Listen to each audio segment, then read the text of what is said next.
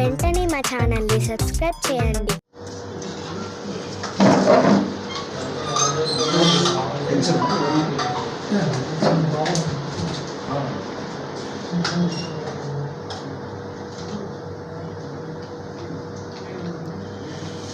నా పేరు షేక్ రఫీల్, ముస్లిం సంక్షేమ సంఘం రాష్ట్ర అధ్యక్షుడిని. తెలుగుదేశం పార్టీకి మద్దతుగా ఈ ముస్లిం సంక్షేమ సంఘం రాష్ట్ర వ్యాప్తంగా మేము తిరగడం జరుగుతుంది.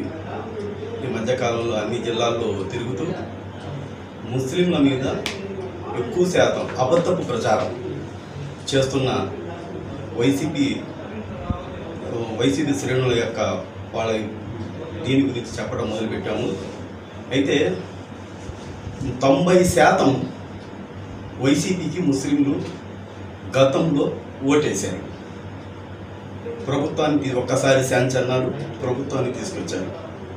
అయితే 90% ఓట్లు వేసిన ముస్లింలకి వైసీపీ ఏం చేసింది? ఈ జగన్మోహన్ రెడ్డి అనే అతను కేంద్రంలో ఈ 90% ముస్లింల ఓట్లు తీసుకొని కేంద్రంలో సిఏఏకి ఎన్ఆర్సీకి ఓటు వేయడం జరిగింది మద్దతుగా. అలాగే త్రిపుల్ తలాక్కి ఓటు వేయడం జరిగింది. అదేవిధంగా ఆర్టికల్ 370కి ఓటు వేయడం జరిగింది. అంటే ఇవన్నీ ముస్లిం వ్యతిరేకమైన పనులకి, అంటే మా ఓట్లు తీసుకొని మమ్మల్ని వెన్నుపోటు పొడిచారు. వీళ్ళ విభాగంలో అది జరిగింది.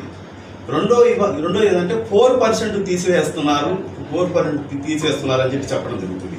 అంటే 4% ఎవరు తీసివేస్తున్నారు?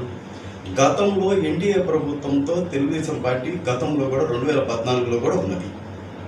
అప్పుడు తీసివేయింది ఇప్పుడు ఎట్లా తీసివేస్తారు? ఆ రోజుల్లో కూడా తీసేయటానికి వేరే వాళ్ళు హైకోర్టుకు వెళ్ళి మా 4% తీసేస్తానికి చూస్తే చంద్రబాబు గారు సుప్రీంకోర్టులో మంచి లాయర్లను పెట్టి చాలా డబ్బులు ఖర్చు పెట్టి ఈ 4%ని కాపాడిన వ్యక్తి చంద్రబాబు గారు. 4% ఎవరు తీసేస్తున్నారు, ఎవరు ఉంచుతున్నారు అనేది ఇక్కడ వివరంగా అవుతుంది. అంటే ఎవరైతే హైకోర్టులో వేసి తీసివేయాలి అని అనుకున్నారో వాళ్ళని పక్కన కూర్చోబెట్టుకున్నారు జగన్మోహన్ రెడ్డి గారు. వాళ్ళకి రాజ్యసభలు కూడా ఇచ్చారు. అంటే ఇప్పుడు ఎవరు సపోర్ట్ చేస్తున్నట్టు? అంటే మా 4% తీసేసే వాళ్ళనేమో మీ దగ్గరే పెట్టుకొని మీరే పదవులు ఇచ్చి మీరే మళ్ళీ బురద చల్లుతున్నారు. అంటే ఏ విధంగా ఇప్పుడు మనకు అర్థమవుతుంది ఏంటంటే బురద చల్లటం, అబద్ధాలు చెప్పటం తేలికైపోయింది. కానీ నాకు తెలిసి మేము ఈ ముస్లిం వెల్ఫేర్ అసోసియేషన్గా 5 సంవత్సరాలు చూసాము. జగన్మోహన్ రెడ్డి గారు ఎప్పుడు కూడా ముస్లింలకు ఎక్కడ కూడా ఏ సంక్షేమ కార్యక్రమాలు చేయలేదు. చేసినట్టు మాకు దాఖలు కూడా లేదు. మనం గతంలో చంద్రబాబు గారు ఎన్నో పథకాలు ఇచ్చారు. మైనార్టీల కోసం మైనార్టీ ఫైనాన్స్ కార్పొరేషన్ నిర్మించారు. దాని ద్వారా లోన్స్ ఇచ్చారు. 10 లక్షల లోన్స్ కానీ 5 లక్షల లోన్స్ కానీ. అలాగే దుల్హన్ పథకం ఇచ్చారు, ఒక 50,000 రూపాయలు దుల్హన్. ఈయనొచ్చి ₹1,00,000 ఇస్తా అన్నాడు. ఆ ₹1,00,000 కూడా ఎప్పుడు ఇచ్చాడో ఎక్కడ ఇచ్చాడో కూడా మాకు దాఖలు కూడా లేవు.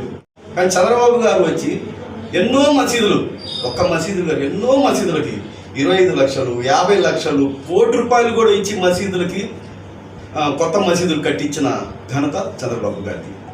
మరి ఈయన ఒక మసీదు కాదు కదా, ఆ మసీదు చున్నం కూడా వేయించాలి ఇంతవరకు. అలాగే బరేల్ గ్రౌండ్స్, ఎన్నో బరేల్ గ్రౌండ్స్ డెవలప్మెంట్ చేశారు, గోడలు కట్టించారు. మరి ఈయన వచ్చిన తర్వాత ఆ బరేల్ గ్రౌండ్స్లో మట్టి కూడా వేయలేదు, కనీసం మట్టి కూడా వేయలేదు.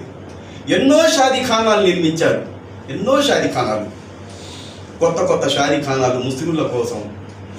ఈయన వచ్చి ఒక్క షాదీఖానా కట్టినట్టు ఎక్కడన్నా దాగం, ఆ షాదీఖానా గోడ కట్టినట్టు ఉంటే ఆ మ్యూజియంలోనే పెట్టుకుంటాం. ఇది కట్టించారు జగన్మోహన్ రెడ్డి గారు ముస్లింల కోసం. ఏమి చేయలేదు.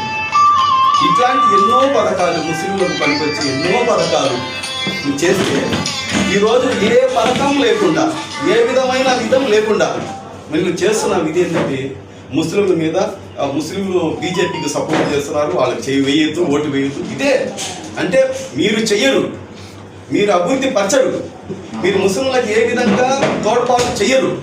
కానీ చేసేవాళ్ళని చేయనివ్వరు.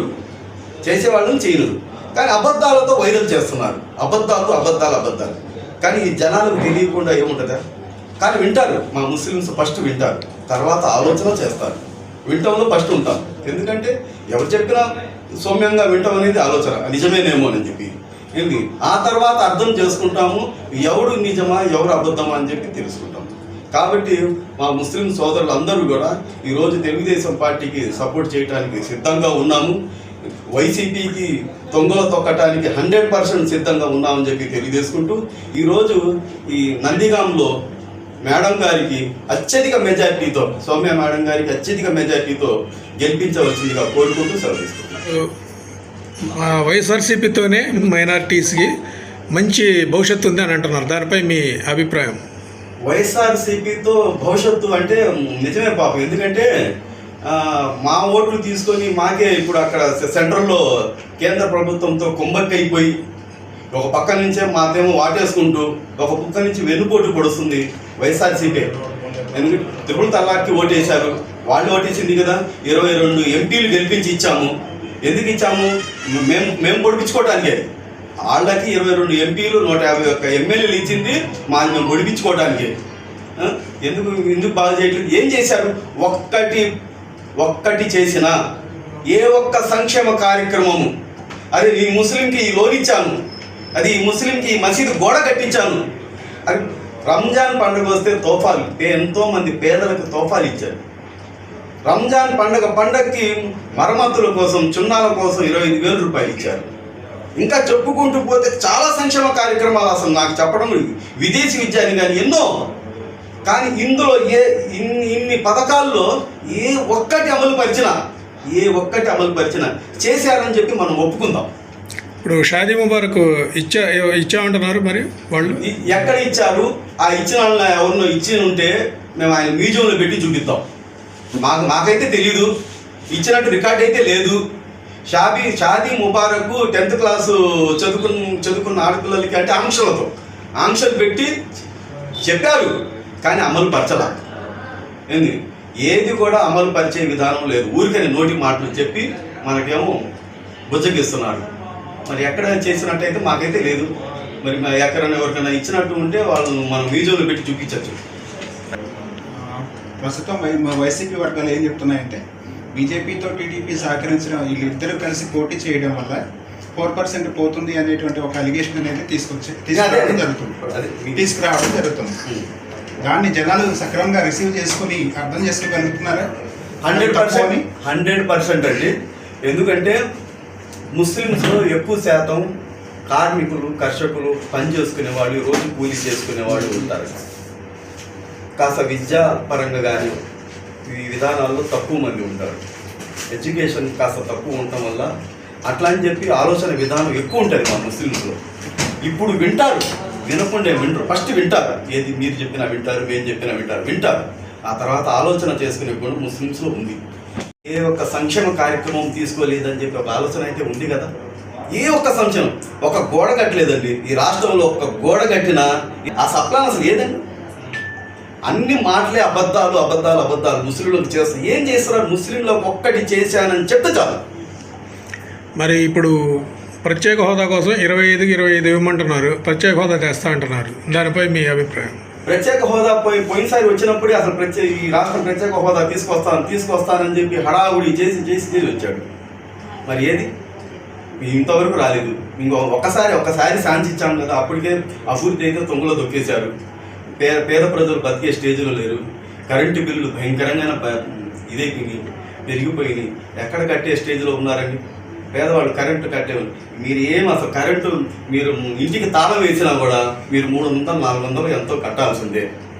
మినిమం ఛార్జ్ ఒక 400. పేదవాళ్ళు ఆ మినిమం 300-400 కడతారా? ఇంటికి తాళం వేసి పనులకు చేసుకోవడానికి ఎక్కడో 2 నెలలు 3 నెలలు వెళ్ళొస్తుంటారు. అంటే వాళ్ళకు బిల్లులకు ఇంత మోపడేసి పెడుతుంటే ఇంక ఏం చేస్తారు? ఇప్పుడు వచ్చిన కొత్త భూ చట్టం పైన ఇంకేం లేదు. ఇప్పుడు మొత్తం కాగితాలన్నీ ఆయనకి ఇచ్చేద్దాం.